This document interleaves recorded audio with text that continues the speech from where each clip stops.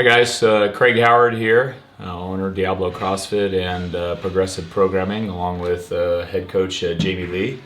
Welcome. We're here to talk about August programming.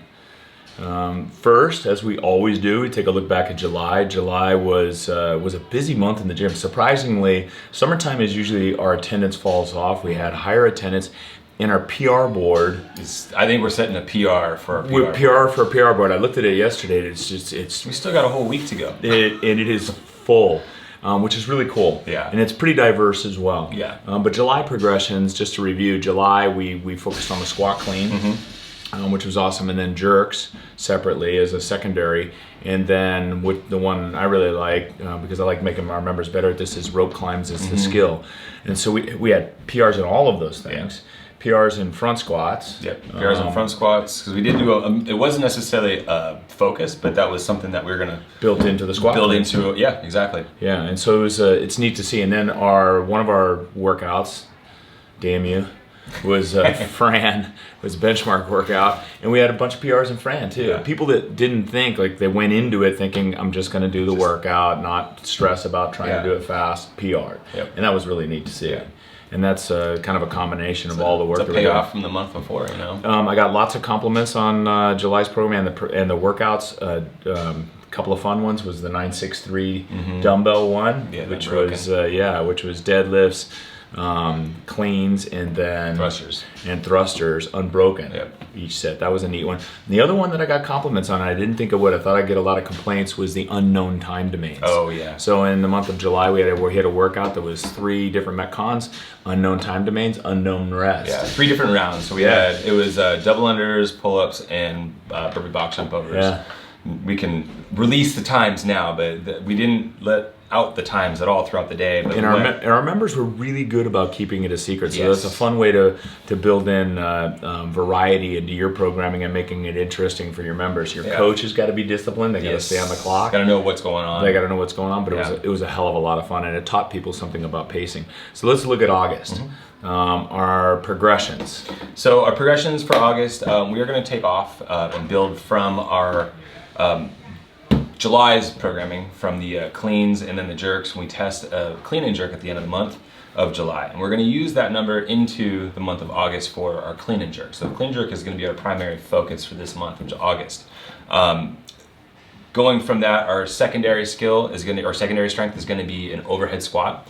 Now, the overhead squat is an important movement, right? It's something, especially as we come closer to the open, it can be a movement that can easily show up as one of the workouts. Yeah. Also, it's a great squat to help open up, right? So it's not just from a strength aspect, but from a flexibility and ability to utilize, your range of motion overhead and stabilize. What do we do? So staying on the overhead squats for a second, because I know when I coach, I'll get some members that have just terrible mobility and aren't ready to get there yet.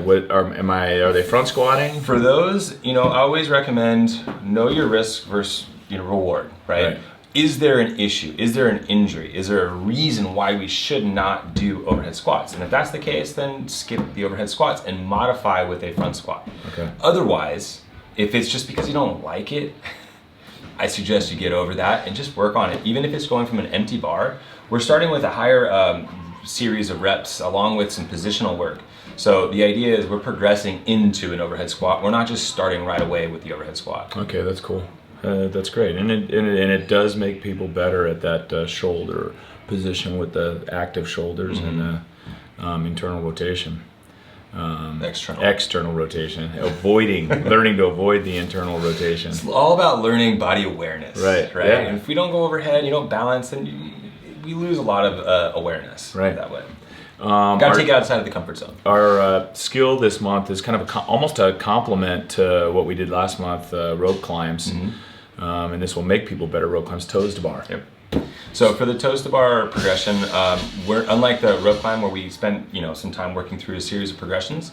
For the toes to bar, we're going to spend a little time working on the skill in the beginning of class, and then through an EMOM, we'll be working on toes to bar as an accessory. So working on different auxiliary movement patterns to build up and get stronger through that range of motion of toes to bar. So that way we can work on staying consistent. Highly encourage for anyone that's listening, any affiliates listening, make your members show up on this day, on the Toast to Bar Day.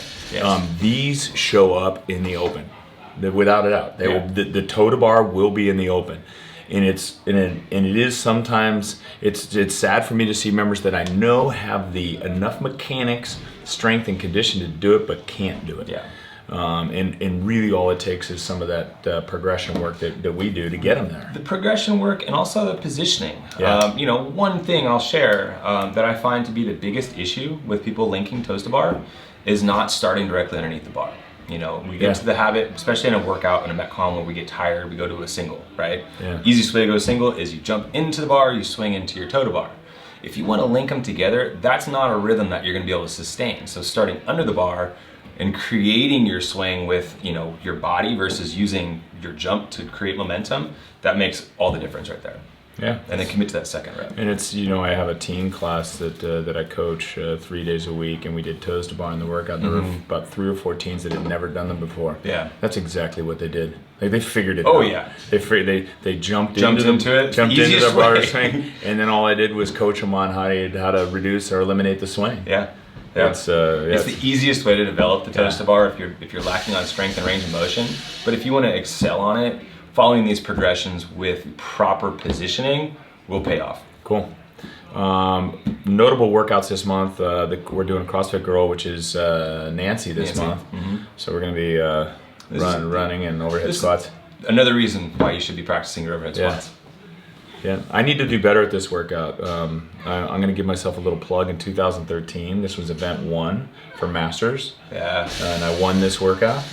I can't. No pressure. Yeah, I did it last month at CrossFit Livermore, or actually about 3 weeks ago, and I was about 3 minutes off my time from the 2013 CrossFit Games. How far I have fallen. So I'm determined to get within a 1 minute time of my 2013 best. Goals. Yes. Goals. So anyway, that's cool. I love that because it's an overhead squat, right? And it's a neat workout. Yeah, and a run.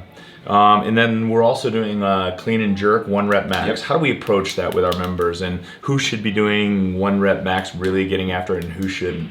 So those that should be doing the 1 rep max are those that are doing the program regularly. Yeah. If you're not able to make those strength days, then just establish a max for the day. A lot of times we get this thought like, I need to beat my old PR, and who cares, it was 5 years ago and I got 3 sessions in this month. Just go out there and do what you can.